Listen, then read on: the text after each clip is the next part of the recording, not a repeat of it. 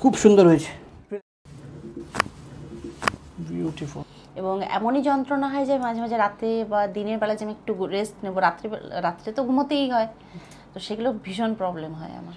তো তারপর আমি যেহেতু আমি বুঝতে পারতাম যে ওষুধগুলো খেয়ে আমার কিছু একটা সমস্যা লাগতো, এই জন্য আমি মানে 10-15 দিনের ওষুধ খেয়ে বাদ বাকি সব ওষুধ ফেলে দিতাম। আমি যে ট্রিটমেন্ট হলো, অ্যাডজাস্টমেন্ট হলো কাইরোপ্র্যাকটিক, একে কেমন ফিল করছেন একটু আমাদের বলুন। আচ্ছা, যেটা আমার একদম কি বলবো, যেটা ডিক্সের এগুলো ছিল এবং টেলবোনের কাছে যে একটা খুব ব্যথা অনুভব করতাম, আমি সেটা এখন আর অনুভব করছি না। বাহ, থ্যাংক ইউ। আচ্ছা, এবার উপরের দিকে যেটা L4, হয়তো সম্ভবত L4 L5 এর দিকে যেটা, সেটা আছে, একটুখানি আছে।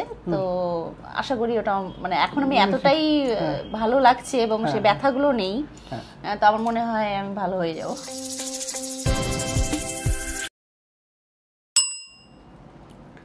নমস্কার, আমি doctor PS Niyogi, osteopathic and chiropractic specialist.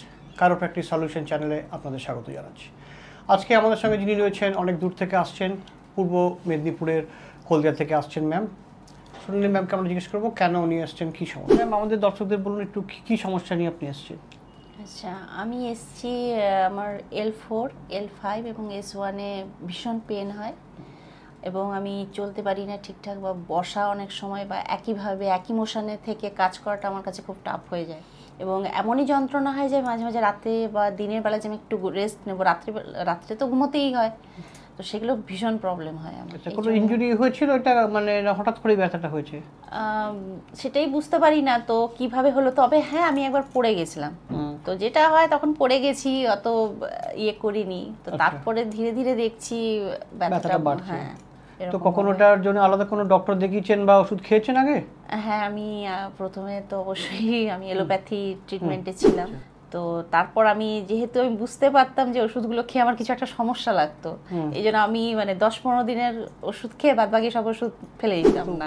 অসুবিধা হতো সাইড এফেক্টে? হ্যাঁ, আমার ঘুমের প্রবলেম লাগতো, বা হয়তো ওষুধটা আমি করার পর কেমন একটা মানে মাথার মধ্যে আমি মানে হয় না, সে রাগ হচ্ছে বা গরম লাগা, সে শরীরের মধ্যে একটা সমস্যা হতো। কিন্তু তাতে কি ব্যথা কমেছিল? মানে সে কিছু সময় হতো, যেটা সেই মনে হতো যেন হয়তো আমি রাত্রে ওষুধ খেলাম, সকালবেলাটুকু ঠিক থাকতো, তারপরে আবার যেন মনে হচ্ছে আবার সেই ব্যথা হচ্ছে কন্টিনিউয়াস এরকম। কতদিন ধরে ভুগছেন মোটামুটি এটা? 8 বছর। 8 বছর ধরে এইভাবে ওষুধ আছে? তাহলে তো বিভিন্ন জায়গায় ডাক্তার দেখিয়েছে? হ্যাঁ, একদম চেন্নাই, দিল্লি, ব্যাঙ্গালোর, এগুলো কোনোটাই বাদ নেই আমার, সব দেখিয়েছে, কিন্তু কোনো রেসপন্স হয় না। একই, শুধু চেন্নাইয়ের যে ডক্টর যিনি আমাকে ফার্স্ট যে আমি একটা হয় না স্যাটিসফ্যাকশন, যে না আমাকে অপারেশন করতে হবে না, ওইখান থেকেই আমার একটা যে না, তার মানে অন্য কোনো যদি ট্রিটমেন্ট হয়, আমি ভাবলাম যে ব্যায়াম, কারণ যোগা, এরকম একটা নিজের থেকে একটা নিজেকে স্টাডি করতে লাগলাম যে অ্যাকচুয়ালি আমার অসুবিধার কিরকম ভাবে হচ্ছে। তো সেখান থেকে নতুন কিছু একটা খোঁজার ইচ্ছে, যে আমাকে যেহেতু অপারেশন করতে হবে না বলেছে, তাহলে এর কিছু তো একটা বাঁচার একটা রাস্তা আছে। এইভাবে নিজেকে সার্চ করতে করতে, এবং মানে যেটা হয় যে প্রথমে চিন্তাতে এলো যে দেখি বিদেশের কিছু আছে কিনা, জাস্ট তখনই আমি জানতে পারলাম যে কাইরোপ্র্যাকটিক ট্রিটমেন্ট কিছু একটা হয়, তো সেইটা ইন্টারনেট থেকে দেখে আপনি এখান থেকে তাহলে দর্শক বন্ধু দেখতে পাচ্ছি উনি 8 বছর ধরে কিন্তু এই প্রবলেমটা ভুগছেন, একদম নতুন সমস্যা তা না। উনি চেন্নাই দেখিয়েছেন, ব্যাঙ্গালোর দেখিয়েছেন, দিল্লি, সব জায়গায় দেখিয়েছেন। মেডিসিন যেগুলো এতদিন ধরে খাচ্ছেন তাতে সাইড এফেক্ট, ওনার যেটা শুনছেন খুবই সাইড এফেক্ট বেশি হতো। কখনো সাময়িক একটু লাভ হলেও, রাতে খেয়েছেন, সকালে একটু ভালো লাগলেও পরে আবার সেই ব্যথা ফিরে আসে, এবং সেই ওষুধের যে সাইড এফেক্টটা সেটাতে উনি অনেক প্রবলেম মানে ফেস করেছেন এই 8 বছর ধরে। তো চেন্নাইতে ওনাকে একবার কোনো ডক্টর বলেছিলেন যে এটা কিন্তু আপনাকে সার্জারি না করেও আপনি সারতে পারেন। তো তারপর উনি সেটা সার্চ করছেন, কীভাবে সারবেন সেটা উনি ঠিক রাস্তায় যাননি বলে এখন 8 বছর ধরে উনি ভুগেছেন। তারপর উনি কিন্তু ইন্টারনেটে সার্চ করে কাইরোপ্র্যাকটিক সম্পর্কে জানেন, উনি খোঁজ করেন এবং আমাদের কাছে এসছেন। আসুন আমরা দেখবো ওনার কী অ্যাকচুয়ালি সমস্যা রয়েছে। এমআরআই ওনার করা আছে অনেক আগের থেকেই, আমরা সেগুলো দেখে ডিটেলস একটু অ্যাসেস করে ওনাকে তারপর আমরা ট্রিটমেন্ট করবো। সঙ্গে থাকুন। ওনার যেটা আমরা অ্যাসেস করে দেখতে পাচ্ছি, ওনার কিন্তু প্যারাস্পাইনাল মাসেল কিন্তু খুবই টাইট আছে, এই যে মাসেল স্প্যাজম হয়ে কিন্তু ফুলে আছে, সেগুলো আমরা কিন্তু এই ডিপ পারকাশন গানে আমরা রিলিজ করব। গ্লুটিয়াস মিডিয়াস ধরে ব্যথা নামছে, সাইটিক নার্ভ কম্প্রেশন হচ্ছে, কিন্তু লুজ রাখতে হবে, নাহলে কিন্তু আমরা করতে পারবো না। নিন, লম্বা শ্বাস নিন, ছেড়ে দিন মুখে। খুব সুন্দর। শরীর কিন্তু শিথিল করতে পারছেন না, খুব শক্ত থাকছে, ব্যথা লাগবে, মাসেল স্প্যাজম হবে, এটা আসবে আরও সামনে। হ্যাঁ হ্যাঁ হ্যাঁ হ্যাঁ, চলে যাচ্ছে পেছনে, ছেড়ে দিন। খুব সুন্দর হয়েছে, কিন্তু লুজ করতে অসুবিধা হচ্ছে, এটা হয় বেশিরভাগ, কোনো অসুবিধা নেই। লম্বা নিঃশ্বাস নিন, নাকে মুখ খুলে ছেড়ে দিন। খুব সুন্দর। আমরা রিলিজ করে নিয়েছি, ডিপ রিলিজ করার পরে অ্যাডজাস্ট করেছি কাইরোপ্র্যাকটিক। তারপরে যেটা আমরা এই গোটা প্যারাস্পাইনালে আমরা যেটা টাইটনেস আমরা পেলাম, স্প্যাজম পেলাম, ট্রিগার পয়েন্ট আমরা আগে মার্ক করে রেখেছি, সেই অনুযায়ী আমরা এখন এখানে আমরা ড্রাই নিডলিং করবো। একবার নিডল একটা ইনসার্ট হয়ে গেলে তারপরে আমরা আর অ্যাসেস করতে পারবো না। ব্যাস, আড্ডা করাবেন না, একটু ওঠার চেষ্টা করবেন না একদম, তাহলে ব্যথা লাগবে। এর অনুযায়ী আমরা নিডলের সাইজ সিলেক্ট করে নিডল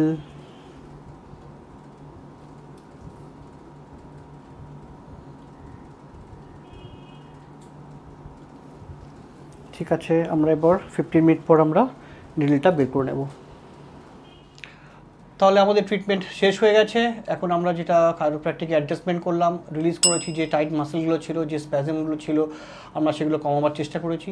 এরপর কেমন ফিল করছেন আসুন আমরা দেখি। আমি যে ট্রিটমেন্ট হলো, অ্যাডজাস্টমেন্ট হলো কাইরোপ্র্যাকটিক, একে কেমন ফিল করছেন একটু আমাদের বলুন। আচ্ছা, যেটা আমার একদম কি বলবো, যেটা ডিক্সের এগুলো ছিল এবং টেলবোনের কাছে যে একটা খুব ব্যথা অনুভব করতাম, আমি সেটা এখন আর অনুভব করছি না। বাহ, থ্যাংক ইউ। আচ্ছা, এবার উপরের দিকে যেটা L4, হয়তো সম্ভবত L4 L5 এর দিকে যেটা, সেটা আছে, একটুখানি আছে। তো আশা করি ওটা, মানে এখন আমি এতটাই ভালো লাগছে এবং সে ব্যথাগুলো নেই, তো আমার মনে হয় আমি ভালো হয়ে যাবো।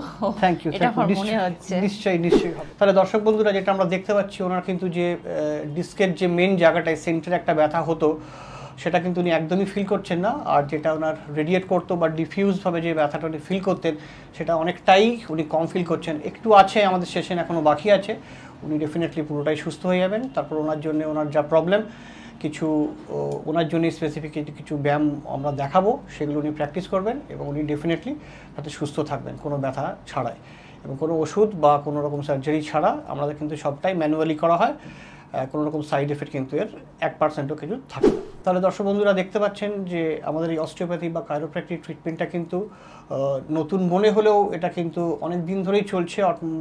অলমোস্ট আমাদের এই ক্লিনিক 16 থেকে প্রায় 8 বছর ধরে এই ক্লিনিক চলছে।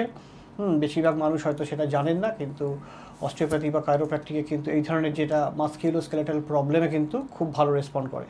মাস্কুলোস্কেলেটাল প্রবলেম আগেও বলেছি, মাস্কুলোস্কেলেটাল প্রবলেম মানে মাসলের প্রবলেম, বোন, ভার্টিব্রা, এই যে নার্ভস কম্প্রেশন এগুলো হচ্ছে, এগুলো সব কিন্তু মাস্কুলোস্কেলেটাল প্রবলেমের মধ্যে আসে।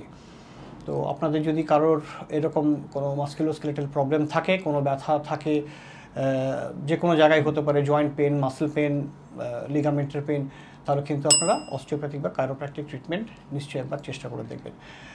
আমাদের ভিডিও যদি আপনাদের ভালো লাগে তাহলে লাইক করবেন, ভিডিও শেয়ার করবেন, চ্যানেলটাকে সাবস্ক্রাইব করবেন আর সঙ্গে থাকবেন।